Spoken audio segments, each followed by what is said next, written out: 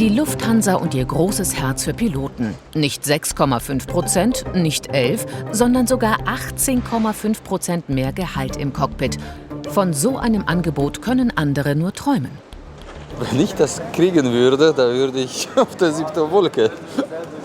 Ja, 11 wäre natürlich schon auch ein Traum, oder? Das sieht gut aus, ne? Aber ob man es kriegt? Doch der Pilotengewerkschaft sind sogar 18,5% zu wenig. Sie droht mit Streik. Ganz so wie bei der Bahn. Und das mitten in der Urlaubszeit. Viele hätten sich einen ganz unbeschwerten Sommer 2023 gewünscht. Das ist schon mal klar, das wird nicht kommen. Max will wissen, was kommt da in den nächsten Wochen und Monaten auf Bahnfahrer und Flugpassagiere zu und wie viel Geld wird schon jetzt im Cockpit verdient. Wir sind am Frankfurter Flughafen. Wenn hier bald wieder Lufthansa-Flüge wegen Streik für noch höhere Gehälter ausfallen sollten, haben viele Fluggäste schon jetzt eine klare Meinung. Wenig Verständnis für, weil ich finde, fast 20% sind das. Das ist schon mal was. Und im Vergleich zu anderen Arbeitnehmern, die wirklich jeden Cent umdrehen müssen, halte ich das schon fast für eine Frechheit. Grundsätzlich, weil ich ja eher so ein Gewerkschafterherz habe, ist es natürlich schon so, dass ich immer für Streik bin. Jetzt mit meinem Koffer hier finde ich es natürlich nicht charmant. Ne? Also es ist unverständlich, wenn man weiß, dass andere solche Forderungen nicht durchsetzen können.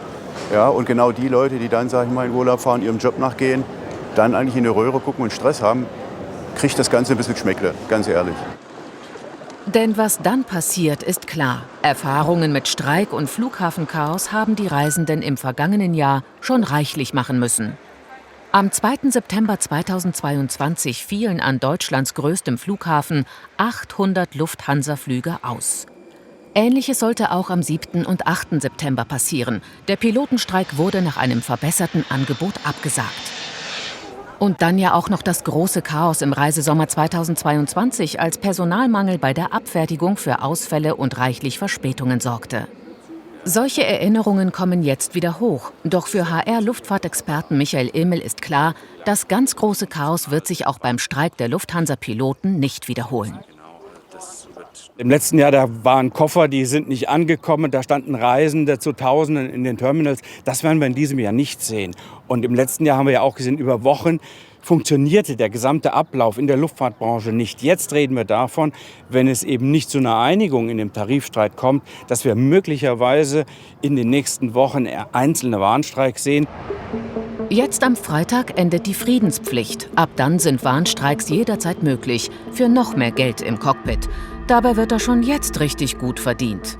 Das Einstiegsgehalt für Co-Piloten liegt bei 69.000 € im Jahr.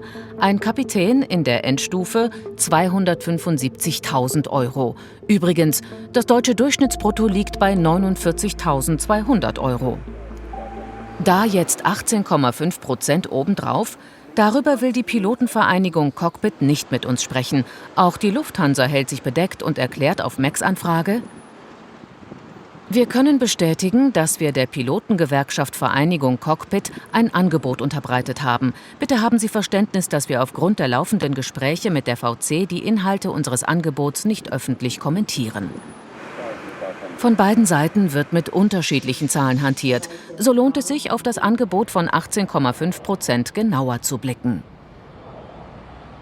Das ist die Zahl, die die Lufthansa genannt hat. Die Piloten rechnen das natürlich wieder anders zusammen. Und spannend ist auch, das Ganze wird ja über Jahre verteilt. Und es gab eben auch Jahre, da stand es um die Lufthansa, Stichwort Corona-Pandemie, gar nicht so gut.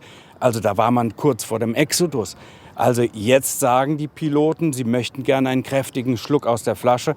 Das Ganze über Jahre verteilt, das Lohnplus. Aus der Luft auf die Schiene. Von Traumgehältern zu Normaleinkommen. Aber auch bei der Bahn geht es um mehr Geld. Die Gewerkschaft EVG fordert 12% mehr Lohn, mindestens aber 650 € mehr im Monat bei einer Laufzeit von 12 Monaten. Wie weit Forderung und Angebot auseinanderliegen, ist gar nicht so offensichtlich. Denn die Bahn bietet laut Gewerkschaft 400 € mehr pro Monat, dazu eine Einmalzahlung von 2.850 € und das für 27 Monate. Vergangenen Donnerstag hat die Gewerkschaft die Verhandlungen abgebrochen und zur Urabstimmung über einen unbefristeten Streik aufgerufen. Aber schon jetzt wissen die Kunden nicht, ob ihr Zug kommt. Denn bis dahin, das kann 4 bis 5 Wochen in Anspruch nehmen, je nachdem, Es läuft aber alles jetzt an, sind auch Warnstreiks weiterhin nicht ausgeschlossen. Die Deutsche Bahn gibt sich in einer Pressemitteilung fassungslos. Unglaublich. EVG wirft fast fertigen Abschluss weg und setzt alles auf Null. Einigung war greifbar. Gremien der EVG nicht kompromissbereit. Fahrgäste und Mitarbeitende sind Leidtragende. Schon am Dienstag drohen solche Bilder wie beim Bahnstreik am 27. März 2023 oder auch am 21. April. Und der geplante Megastreik vom 14. bis 16. Mai 2023 wurde erst nach einer Auseinandersetzung vor Gericht in letzter Sekunde abgesagt. Neue Streiks sollen Bewegung in die Verhandlungen bringen. Und bei der Bahn wie auch bei der Lufthansa geht es nicht nur um mehr Geld. Tarifmaterie ist immer schwierig. Zum einen redet man natürlich immer über das Gehaltsplus, aber auf der anderen Seite sind es natürlich viele andere Dinge, die dort immer mit besprochen werden. Also da geht es zum Beispiel um die Verträglichkeit zwischen Familie und Beruf. Bei den Piloten geht es darum, um die Flugdienstzeiten. Also da sind sehr viele komplexe Themen mit dabei, die müssen mit besprochen werden. Wie auch immer das Ringen ausgeht, wir alle müssen uns darauf einstellen, dass ausgerechnet in der Urlaubszeit Züge nicht rollen und Lufthansa-Flieger nicht fliegen.